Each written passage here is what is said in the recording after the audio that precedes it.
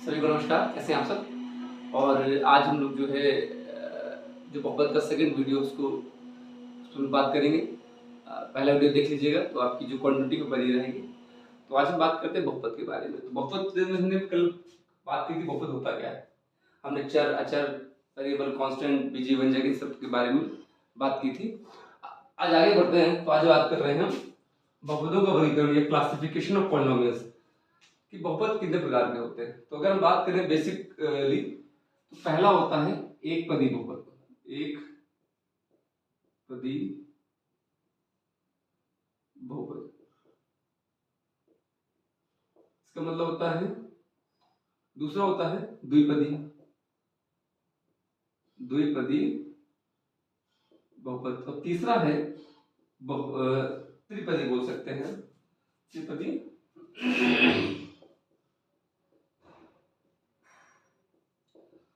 तो अगर हम बात करें जो एक पदी बहुपद होता है,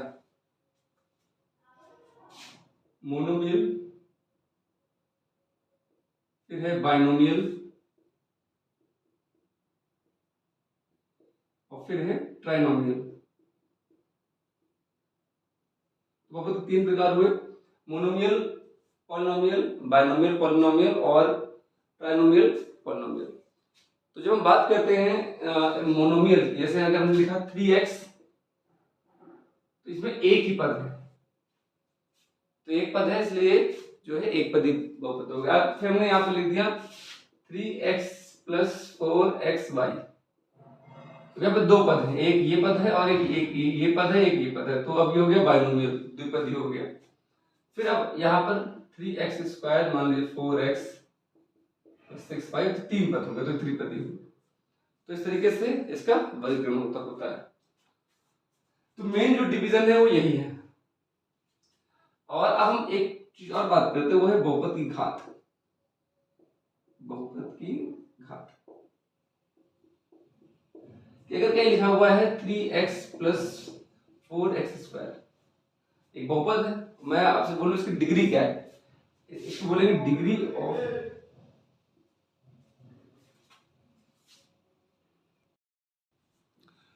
तो डिग्री ऑफ पॉलिनोमियल की अगर बात करें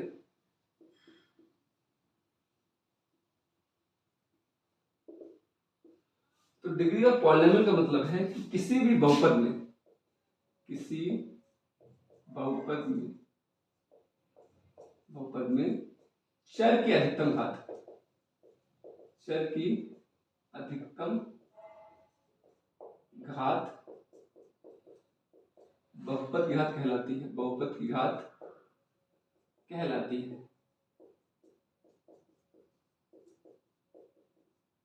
यानी जो किसी भी पॉलिनोमियल में जो वेरिएबल है उसकी मैक्सिमम पावर को उसकी डिग्री करेंगे। जैसे 4x² + 3x + 7 में इसकी घात कितनी है, 2, तो इसकी घात क्या हो जाएगी इस पूरे बहुपद की, वो हो जाएगी 2।